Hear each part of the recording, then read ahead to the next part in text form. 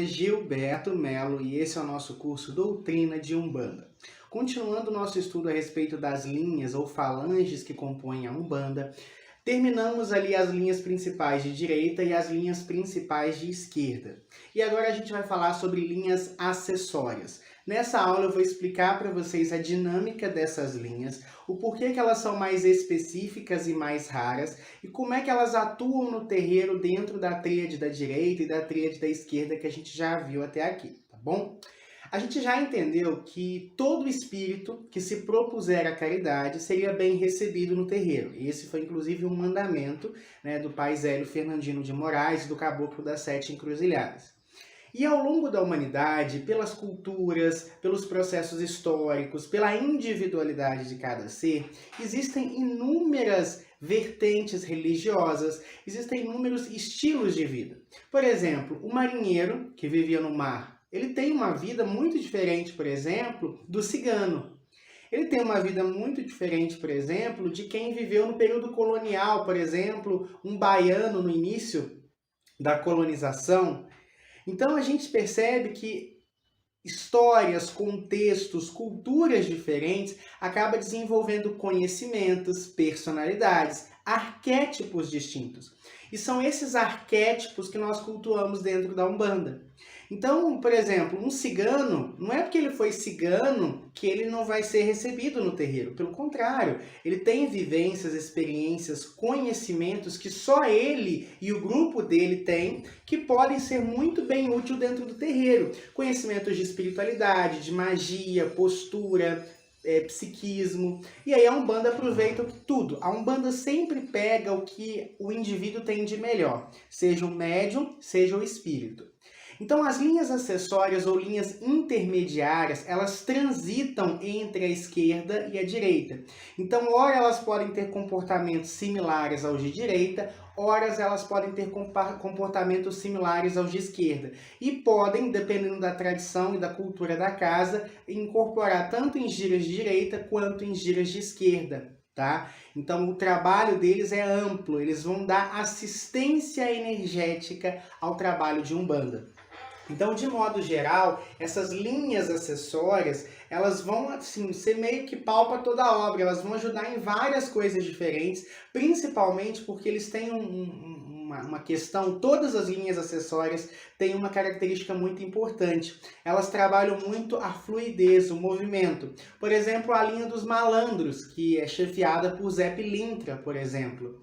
A linha dos malandros, por exemplo, ela é uma linha muito dinâmica. Eles podem descer tanto em giras de direita quanto de esquerda. E trabalham muito bem nessas duas questões. Os ciganos, idem. É por isso que tem terreiro que a linha dos ciganos é lida como linha de esquerda e tem terreiros que ele é lida como linha de direita. Na verdade, ela pode transitar por essas duas linhas e vai depender basicamente da cultura e da tradição do terreiro ali, se ele vai se manifestar nessa ou naquela polaridade, tá? Além disso, essas linhas acessórias, elas vão dar assistência aos Exus, aos pretos velhos, aos caboclos, aos erês em seus trabalhos, tá? Uma outra questão importante é que, diferente da tríade da direita e da tríade da esquerda, que todo médium de Umbanda tem, as linhas acessórias elas não são comuns. Por exemplo, nem todo médium vai ter um cigano, nem todo médium vai ter um marinheiro, nem todo médium vai ter um boiadeiro, nem todo médium vai ter, por exemplo, um oriental, nem todo médium, entende? Cada médium vai ter uma ou mais linhas acessórias de acordo ali com algumas questões. E quais são as questões que definem carregar, essas linhas com você na sua ancestralidade?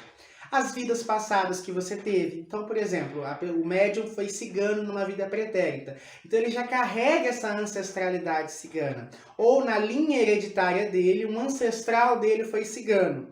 Então, ele vai ter essa afinidade com a cultura cigana e provavelmente carrega um cigano. Outra coisa, por exemplo, suponhamos que ele tenha vivido na Grécia Antiga, na Roma Antiga, ou no Egito, ou no antigo Extremo Oriente. Então ele viveu lá, ele teve experiências lá, ele teve uma vida lá. Então ele tem contato com espíritos daquela vida e ele pode carregar isso através da linha do Oriente.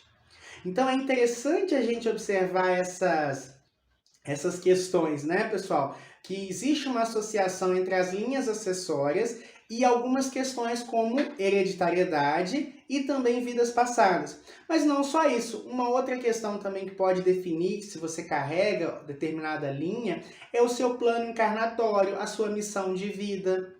Né? Então, por exemplo, suponhamos que você vai ter um contato com uma determinada religião oriental, por exemplo. Né? Nessa vida, entende que essa religiosidade é aquela que mais fará bem para o seu espírito. E aí, no seu processo encarnatório, você já vai carregar esse espírito que vai ser familiarizado a essa cultura. E através disso, ele vai te ajudar nessa missão. Consegue compreender? Então, às vezes, a nossa conexão com certas linhas acessórias se dá também por processos kármicos, ou seja, dívidas pretéritas, ou processos dármicos, processos associados a missões e a propósitos de vida. Então é muito dessa forma, tá? Essas linhas, então, elas não são coletivas. Outra questão, por exemplo, questões de energéticas. Por exemplo, é muito comum filhos de Iemanjá ou filhos de Oxum carregarem a linha das águas consigo, que é a linha que comporta os marinheiros, as sereias, os piratas, né? Então, assim, são linhas voltadas ao povo das águas, por causa dessa questão energética delas. Outros que são, por exemplo, filho de Yansan, filhos de Oxalá, né? Também tem uma associação mais direta com os ciganos, por exemplo. Então também pode ter uma questão energética ali do orixá. E aí tudo vai se casar. Geralmente é alguém que foi cigano numa vida pretérita, que é filho de Yansan ou de Oxalá nessa vida, e aí já tem também essa missão que os ciganos vão poder beneficiar. Tá? Então é muito dentro desse propósito, tá? A espiritualidade, de modo geral, dentro de um contexto geral, ela se dá dessa forma, tudo se casa. E é por isso que nem todo mundo tem cigano, por isso que nem todo mundo tem boiadeiro, por isso que nem todo mundo tem baiano, porque são linhas intermediárias e que só alguns médiums específicos, né, por questões dármicas e tudo que a gente já conversou nessa aula, carregam. Tá? Isso não faz desse médium melhor ou pior, tá? Isso só faz parte da questão individual de cada médium, de cada mediunidade, de cada espiritualidade, tá? Então, o fato de você carregar uma ou mais linhas acessórias não te faz um super médium. Só faz parte da sua particularidade espiritual, da sua particularidade energética, que todo médium tem. Eu sou pai de santo e ao desenvolver os meus filhos eu percebo que cada um tem uma particularidade que faz dele especial. Não existe médium fraco, não existe médium que não tem importância. Todo médium tem uma essência divina, tem uma conexão com uma espiritualidade que é única, tá? E toda egrégora, ou seja, todo grupo de espíritos, né, que acompanham o médium é belíssima e tem ali a sua força, tem ali o seu axé. Então, as linhas acessórias são essas, tá? Elas foram adentrando e ainda estão adentrando na Umbanda ao longo do tempo. Por exemplo, a linha das bruxas, né? É uma linha que até pouco tempo atrás se manifestava predominantemente na linha dos Exus e das Pombagiras, porque ainda não tinha uma linha estruturada. Já conversamos sobre estruturação de linhas em aulas pretéritas.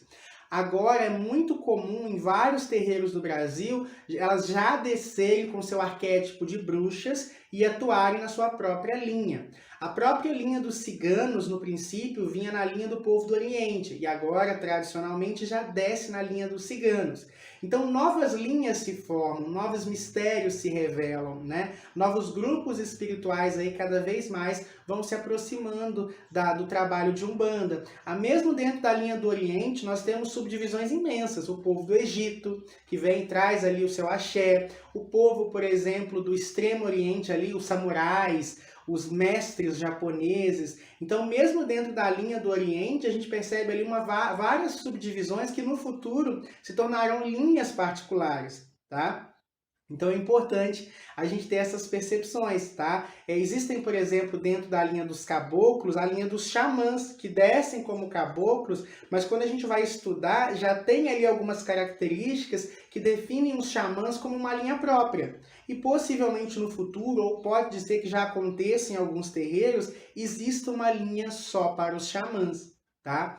Então é importante vocês entenderem que as linhas de Umbanda, principalmente as linhas acessórias, elas são fluidas, elas mudam, elas evoluem, novas linhas vão surgindo. É claro que a gente tem que ter sempre um bom senso, né, para não inventar coisas ali do nosso animismo mental, da nossa cabeça. Mas quando se trata de sagrado, existem muitos mais mistérios, né, entre o céu e a terra do que a nossa filosofia pode dizer. E a espiritualidade é a mesma coisa.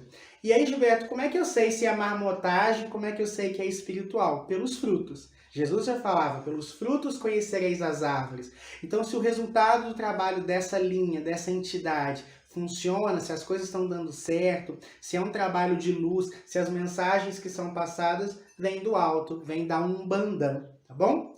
Então, pessoal, por hoje é só. Espero que vocês tenham gostado dessa aula. Foi feito com muito carinho para vocês. E a partir da próxima aula, sucintamente, a gente vai passar pelas principais linhas acessórias, tá bom? Muita luz, muita paz, muito equilíbrio e até a próxima aula. Tchau, tchau!